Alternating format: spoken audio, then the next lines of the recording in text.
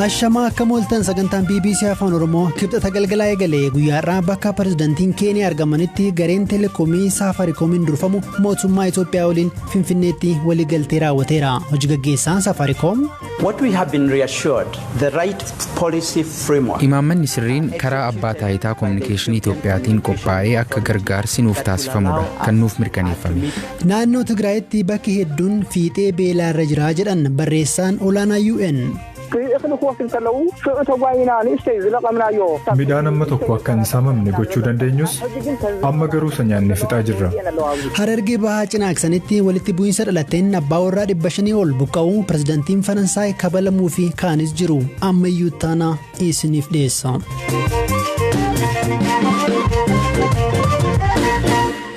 Barreessaan olaanaa dhaabbata biyyoota gamtoomanii Antooniyoo Guuterees bakkeewwan hedduu naannoo Tigraay keessaa fiixee beelaarra jiru jechuun himan. Qondaalichi maallaqni deeggarsaaf oolu saffisaan yoo dabalaa deemee fi ulaan deeggarsitti dhiyaatu yoo fooyyee malee haalichi kana caalaa hammaachaa deemaa jechuun ibsan. Gama kaaniin jiraattonni lixa Tigraay yeroo ammaa to'annoo humnoota Amaaraa jala jiran bakki jiran nageenya qabaatus hanqina midhaan nyaataan rakkachuu himaniiru. Qonnaan bultoonni BBC'n dubbise waan nyaannu hin qabnu jechuun dubbatan. Firaa'ol Balaay gabaasa qabdi. Qondaalli olaanaa UN ergaa kana kan dabarsan dhaamsa Tiwiitara isaanii gubbaa maxxansaniini. Itti dabaluunis tarkaanfiin amma fudhannu uummata hedduuf dhimma jiraachuuf du'uutii jechuun ibsan. Faawundeeshiniin nagaa addunyaas qorannoo dhiibbaa waraana Tigraayin qaqqabe irratti taasiseen waraanni geggeeffame diinagdee fi sirna nyaataa naannichaa guutummaan guutuutti mancaaseeraa jedheera. Yaaddoowwan akkanaa yoo dhaga'aman kun kan duraa miti. Tibbana Tigraay kan daawwatan qondaalli olaanaa gargaarsaa UK akeekkachiisa wal fakkaataa kennaniiru. Gama kaaniin immoo lixa Tigraayitti nageenyi jiraatus jiraattonni dubbisne deeggarsi nu bira gahaa hin jiru jedhaniiru. Namoonni qaaftaa humaraa jedhamurraa dubbisne waan nyaatan dhabuu fi beelaaf akka saaxilamanis himan. Nuti qonnaan bultoota horii fi midhaan keenya milishootaan nu duraa saamamee jira. Ani horii 30tu na harkaa fudhatame. Amma wanta nyaannu hin qabnu. Ammas yoo milishootaan qabamne akka nu gadhiisaniif jecha birrii 5,000 nu gaafachuu danda'u. Gara shiree deemuu fi deeggarsa argachuu hin dandeenyu.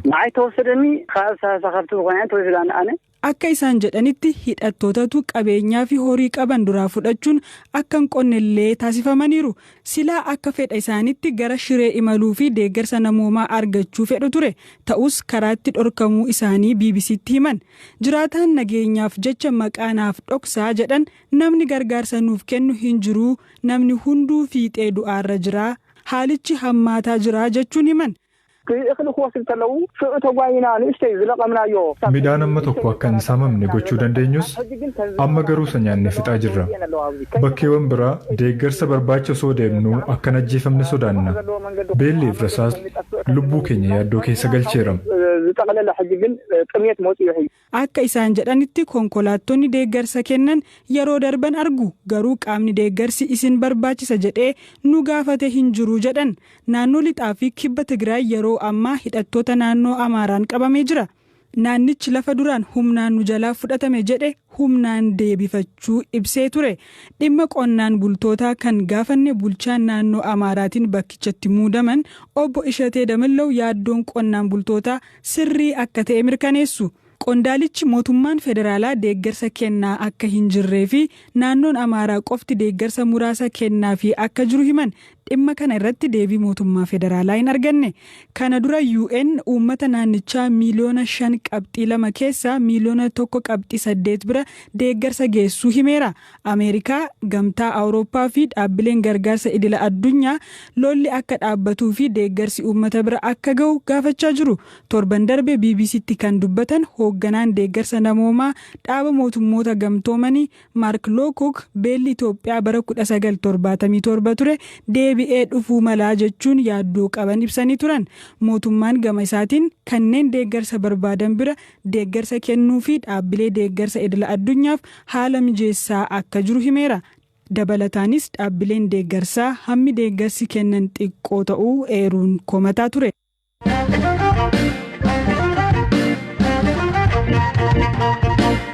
Guyyaarraa gareen teleekoomii Safaarikoomiin durfamuu fi Itoophiyaatti eeyyama hojii teleekoomii irra aanee mootummaa Itoophiyaa waliin waliigaltee raawwateera. sagantaan mallattoo kaa'uu har'a taasifame irratti daawwannaaf guyyaa har'aa Itoophiyaa kan seenan pirezidantiin Keeniyaa Uhuru Keeniyaatti akkasumas ministeerri muummee Abiy Ahmed argamaniiru.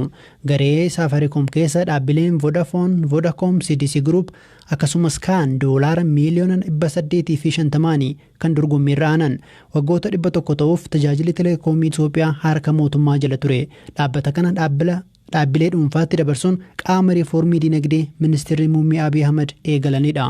Hojiin kun Itoophiyaaf tajaajila teleekoomii qulqulluu lammiileef immoo carraa hojii akka banu abdatama. Hojii gaggeessaan olaanaa dhaabbata Safaricom Peter Ndeegwaa turtii addatti BBC waliin taasisaniin carraa bal'aa biyyattii keessa jiru abdatanii akka dhufan dubbataniiru. By 2022, sometime mid-2022, naannoo walakkeessa 2022 keessa tajaajila kennuu eegalla. Yeroo ammaa kana hojii qindeessuu irratti argamna. Kaampaanii biyya keessaa hojii nuuf qixeessuu fi Itoophiyaa gara dijitaalaatti ceesisuu hundeessaa jirra. Waggoota 4 jalqabaa keessatti hawaasa bal'aa bira qaqqabuuf haal dureewwan nuuf hayyaman irratti kan hojjennu ta'a. Kaayyoon keenya magaalotaa fi hawaasa baadiyyaa jiru dabalatee tajaajiluudha. Carraawwan hojii biyya keessaa uumuu irratti xiyyeeffanna. Walitti hidhamiinsa dhiyeessii fi oomishaa fi tajaajilaa irratti naannawa nuti keessa hojjennu keessatti qaamolee jiran waliin ni hojjenna. Dhimmi lammaffaan nuti hojjechuuf karoorfanne akkuma Keeniyaa keessatti nuuf milkaa'etti hojii daldalaa hojjennuun alatti rakkoolee hawaasaa kan akka barnootaa, fayyaa fi kan biroo furuu irratti ni hojjenna. Itoophiyaa keessatti yeroo adda addaa yeroo rakkoon nageenyaa mudate mootummaan intarneetaa fi tajaajila teleekoomii ni cufa. Kanas kan godhu lubbuu lammiilee baraaruuf akka ta'e irra deddeebiin ibseera. Gama kaaniin immoo yeroo ammaa kaaba biyyattiitti lolatu adeemaa jira. Wantoonni kunneen isin yaaddeessanii jechuun hojii gaggeessaa olaanaa Safaricom gaaffii gaafanneef deebii kana kennan. What we have been reassured is that there will be the right policy framework. Imaammanni sirriin karaa abbaa taayitaa kominikeeshinii Itoophiyaatiin qophaa'ee akka gargaarsi nuuf taasifamudha kan nuuf mirkaneeffame. Sunis fedhii hawaasaa akka guutnuuf kan nu dandeessisudha. Akka dhaabbata dhuunfaattis bilisaan akka sochoonuuf nu dandeessisa. Akkuma biyyoota kaan keessatti ittiin hojjennutti jechuudha. Lakkoofsa uummataa fi ulaagaawwan biroo yoo ilaalle rakkoo mudachuu malurra carraa qabnutu guddaadha. Dhugumatti yeroo biyya haaraa keessa hojjechuudhaaf deemtu rakkoon siyaasaa jiraachuu akka malu hubatteetu deemta. Rakkoo nageenyaa amma jiru dabalatee haala waliigalaa biyya sana keessa jiru qorachuu fi hubachuudhaaf akka nu dandeessisuuf gareen dursee ergame ni jira ture.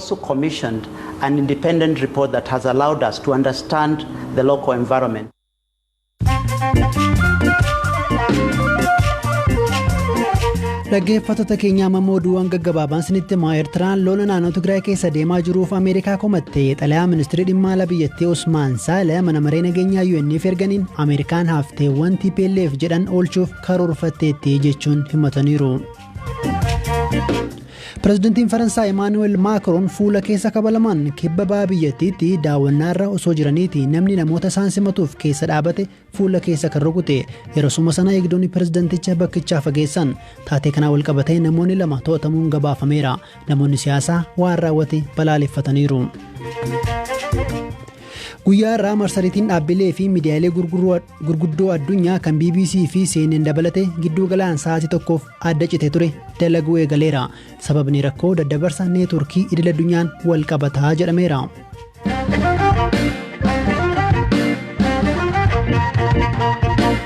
Poolisiin federaalaa teekinooloojiin qaccee sanyii yookiin immoo DNA qorachuuf gargaaru yeroo jalqabaatiif Itoophiyaa keessa galuuf akka ta'e beekseera. Kana dura qaccee sanyii qorachuuf gara biyyoota birootti ergama ture.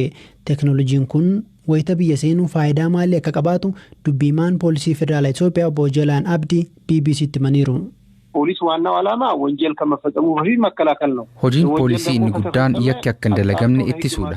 Yoo yakki dalagame ammoo qorachuudhaan nama yakka sanaan shakkame seeraaf dhiyeessuudha. Namoota yakkaan shakkaman amansiisuudhaaf sodaachisuu fi reebicha fayyadamuutu ture. Amma ragaan haala kanaan argame fudhatama akka hin qabne heera mootummaa irratti haala taa'ee jiruun hojiirra oolaa jira. Odeeffannoo fi teeknooloojii waqtiin hayyametti fayyadamuu qabna. Yeroo ammaa kanatti poolisii haala durbarameen shakkamtoota doorsisuu fi humnatti fayyadamuuf yaalan irratti tarkaanfiitu fudhatamaa jira. Hojimaata akkasii jijjiiruun teeknooloojiidhaan deeggaramuu qabna jenneetu gara kanatti kan galle. ከዚህ ችግር ውስጥ ወጥቶ ነው በቴክኖሎጂ ማስደገፍ አለብን የወንጀል ምርመራውን ዘዴ በሚል ነው ወደዚህ የገባ ነው። ፕሮሰሱ ኦልሬዲ ተጀምሯል። adeemsi eegalamee jira. Namoonni ogummaa kanaan leenji'aa jiru. Yuunivarsiitiiwwan adda addaas kan akka Arbaa Minci dabalatee ogummaa kanaan barsiisanii eebbisiisuu irratti argamu. Sun akkuma xumurameen maashinichi gaafa biyya seenu yeroo dhiyoo keessatti eegalamaa jennee abdanna. ማሽኑ ከመጣ በቅርብ ጊዜ እናየዋለን ብዬ ነው የምገምተው።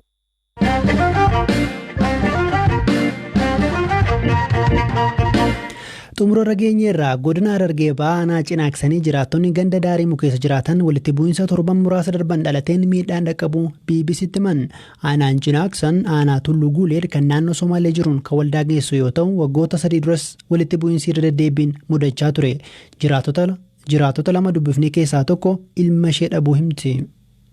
Maabara horaa diyaawwee ganda daarii muujjaamti bakki inni itti du'e Nuur Abdii Addoosh wallaahi gaahaa malee kawaan takkarratti sababa tokkorratti rajjeesin irra bobbaaniin uyyuu boolisiin humnaan qabanii hogguudha oome humnaan qabanii uummanni kaan oriyee baafate isaan inni kaanne akkasi qabame jechuunis hardame akkasirratti gaa kunoo harka isaanii bu'ee kunoo gaa kan lubbuun keessa jirtu akkasii haadiitti dhawanii sharroisanii jechuudha wanni nu hafeen jirtu diyaari guutuu gubattee jirti manni tokko waliin jechuudha qawweellee irraa fudhatan ilmumaa diira isaati kan dhawameelleen harka kana seentee sanis ni daawwa'ame.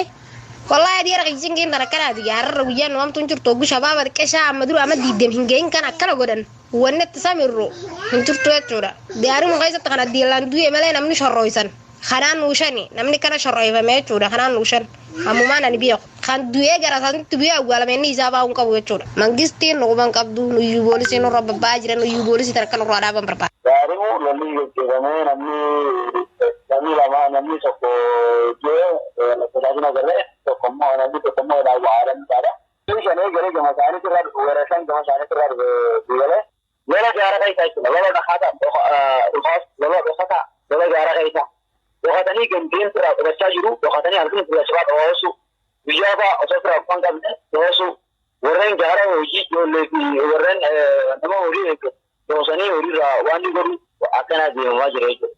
Bulchaan aanaa cinaaksan waa'ee dhimmichaa dubbifne obbo Abdul Nasser Sheek Mohammed rakkoon jiraachuu himu. Ta'us rakkoo tibbanaaf poolisiin madda ta'uu hin mirkaneessine. Qaamoleen uummata keessa gama lamaaniin hidhatanii walitti bu'aa akka jiran BBCtti himaniiru.